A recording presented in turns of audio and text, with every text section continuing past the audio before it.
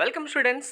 EAMCET 2024 examination appear అవుతున్న students అందరూ మీ question పేపర్లో కొన్ని క్వశ్చన్స్ రాంగ్ వచ్చాయని మీరు అనుకుంటూ ఉంటారు కదా. సో ఇక్కడ క్వశ్చన్ రాంగ్ వస్తే అది రియల్గా రాంగ్ క్వశ్చన్ అవుతుందా లేదా, రాంగ్ క్వశ్చన్ అవుతే మార్క్స్ యాడ్ చేస్తారా, ఒకవేళ మార్క్స్ యాడ్ చేస్తే మరి ఎవరికి యాడ్ చేస్తారు అనేది కూడా కన్ఫర్మ్గా మీకు తెలియాల్సి ఉంటుంది. సో దీనికి సంబంధించిన కంప్లీట్ డీటెయిల్స్ ఇప్పుడు మీకు క్లారిటీగా ఎక్స్ప్లెయిన్ చేస్తాను. వీడియో స్కిప్ చేయకుండా చూడండి, లైక్ చేసి తప్పకుండా షేర్ చేయండి. కంప్లీట్ గైడెన్స్ కోసం ఛానల్ సబ్స్క్రైబ్ చేసుకొని బెల్ బటన్ అయితే ప్రెస్ చేయండి. క్వశ్చన్ కనుక రాంగ్ అయితే మనకు 3 టైప్స్గా ఉంటుంది. మీకు కంప్లీట్గా అన్ని ఎగ్జామ్ పేపర్స్ సంబంధించి ఎంసెట్లో ప్రతి షిఫ్ట్ పేపర్ అనాలిసిస్ మీరు ఫ్రీగా వెరిఫై చేసుకోవచ్చు కాలేజ్ దోస్త్ కమ్యూనిటీ వాట్సాప్లోనే. మీకు దీనికి సంబంధించిన లింక్ డిస్క్రిప్షన్ ఇస్తాను. మీ నేమ్, మీ కాలేజ్ నేమ్ ఎంటర్ చేస్తే చాలు, ఆటోమేటిక్గా మీకు షిఫ్ట్ వైజ్గా అనాలిసిస్ రావడంతో పాటు ఏ క్వశ్చన్స్ రాంగ్ ఉన్నాయి, ఏ షిఫ్ట్లో ఎన్ని క్వశ్చన్స్ రాంగ్ వస్తాయి అనేది కూడా కంప్లీట్ డీటెయిల్స్ కూడా ఇక్కడ ఫ్రీగా ప్రొవైడ్ చేయడం జరుగుతుంది. లింక్ డిస్క్రిప్షన్ ఇచ్చాను, ప్రతి ఒక్కరూ వెరిఫై చేయండి. సో ఫస్ట్ క్వశ్చన్ కనుక సపోజ్ ఎగ్జాంపుల్ ఇక్కడ 9th క్వశ్చన్ ఉంది కదా, ఈ క్వశ్చనే ఒకవేళ మీరు ఎగ్జామ్ రాసే టైంలో రాంగ్ అని అనుకుంటారు అనేది ఎక్స్పెక్ట్ చేద్దాం. ఇది రాంగ్ క్వశ్చన్ అయితే కాదు, మీకు ఎగ్జాంపుల్ కోసం చెప్తున్నాను. సో ఇప్పుడు ఈ క్వశ్చన్ అనేది మీరు రాంగ్ క్వశ్చన్ అనుకున్నారు, లేదు అవుట్ ఆఫ్ సిలబస్ అనుకున్నారు, దీనికి కరెక్ట్ ఆన్సర్స్ రావట్లేదు అనుకున్నారు. సో మనం అనుకోగానే ఇది రాంగ్ క్వశ్చన్ అని డిసైడ్ చేసేసి మార్క్స్ యాడ్ చేయరు.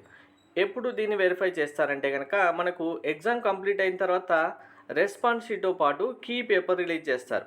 కీ పేపర్ రిలీజ్ చేసిన టైంలో స్టూడెంట్స్ కీ పేపర్ వెరిఫై చేసే టైంలో ఈ క్వశ్చన్ రాంగ్గా ఉంది, లేదు ఈ క్వశ్చన్ సంబంధించిన ఆప్షన్స్ రాంగ్గా ఇచ్చారనేది ఐడెంటిఫై చేసినప్పుడు దీనికి సంబంధించి మనకు కీ పేపర్లో ఆబ్జెక్షన్స్, అంటే ఈ కీ పేపర్ మీరు రిలీజ్ చేశారు కానీ ఈ క్వశ్చన్ రాంగ్ ఉంది, లేదు ఈ ఆన్సర్స్ రాంగ్ ఉన్నాయి అనేది ఆబ్జెక్షన్ రేజ్ చేయాల్సి ఉంటుంది. దానికి సంబంధించి ఆన్లైన్లోనే ప్రాసెసింగ్ ఉంటుంది.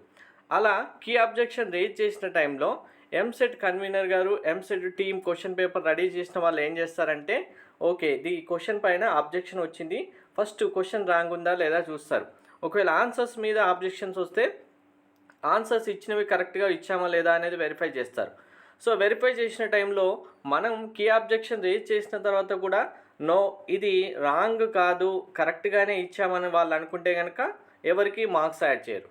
ఒకవేళ ఇన్ కేస్ ఇక్కడ కీ ఆబ్జెక్షన్ ఇచ్చిన టైంలో మనం ఈ క్వశ్చన్ అనేది ఓన్లీ ఇండివిజువల్గా మీ షిఫ్ట్ ఎగ్జామ్ రాసిన స్టూడెంట్స్లలో అందరికీ కాకుండా ఎవరికైతే ఇండివిజువల్ స్టూడెంట్స్ ఉంటారు కదా, ఓన్లీ మీకు మాత్రమే సిస్టమ్స్తో ఎర్రర్స్ వల్లనో లేదు క్వశ్చన్స్ పేపర్స్తో మిస్టేక్ వల్లనో మీకు మాత్రమే డిస్ప్లే అనేది కరెక్ట్గా రాకపోవడం, మీ రెస్పాన్స్ షీట్లో మాత్రమే మిస్టేక్ వచ్చి మీరు మాత్రమే కీ ఆబ్జెక్షన్ చేస్తే ఓన్లీ ఆబ్జెక్షన్ రేజ్ చేసిన స్టూడెంట్కి మాత్రమే మార్క్స్ యాడ్ అవుతాయి.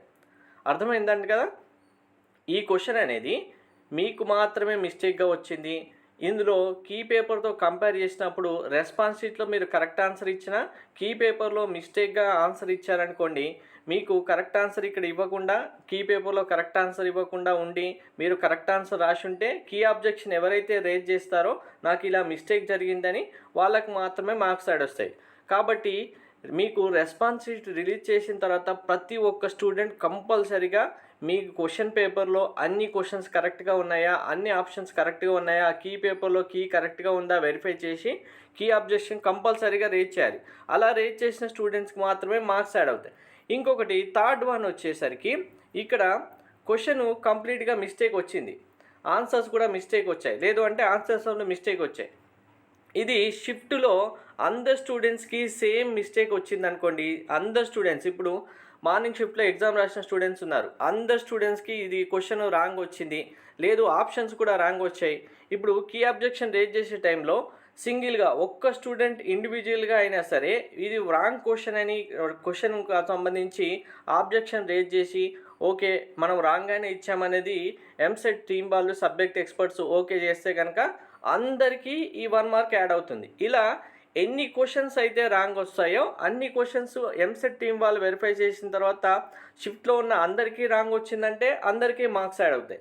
షిఫ్ట్లో కొంతమంది స్టూడెంట్స్ ఎవరైతే ఎగ్జామ్ రాసిన వాళ్ళ కీ పేపర్లోనే మిస్టేక్ వచ్చిందంటే కనుక వాళ్ళు కీ అబ్జెక్షన్ చేస్తే వాళ్ళకి మాత్రమే మార్క్స్ ఆడడం జరుగుతుంది. సో మనకు క్వశ్చన్ పేపర్లో రాంగ్ వస్తే వెంటనే మార్క్స్ అయితే యాడ్ చేయడం జరగదు. ఈ ప్రాసెస్ అయితే ఉంటుంది. ఈ ప్రాసెస్లో మనం రేజ్ చేసిన ఆబ్జెక్షన్ బేస్ చేసుకొని టీం వాళ్ళు మళ్ళీ వెరిఫై చేస్తారు. రీవెరిఫై చేసిన టైంలో ఓకే కన్ఫామ్ ఇది క్వశ్చన్ రాంగు, ఆప్షన్స్ రాంగ్ ఇచ్చాము, ఆన్సర్స్ రాంగ్ ఇచ్చామంటే కనుక అప్పుడు మార్క్స్ అయితే కన్ఫామ్గా యాడ్ అవ్వడం జరుగుతుంది. సో ఈ ప్రాసెస్ మీరు కీ అబ్జెక్షన్ ఎలా రేజ్ చేయాలనేది రెస్పాన్స్ షీట్ రిలీజ్ చేసిన తర్వాత మీకు క్లియర్గా నేను ఎక్స్ప్లెయిన్ చేస్తాను. Thank you. సో ఎన్ని క్వశ్చన్స్ రాంగ్ వస్తే అన్ని మార్క్స్ యాడ్ అవుతాయి కాబట్టి బెటర్. మనకు రాంగ్ క్వశ్చన్ రావడం కూడా అడ్వాంటేజ్ అవుతుంది. Thank you.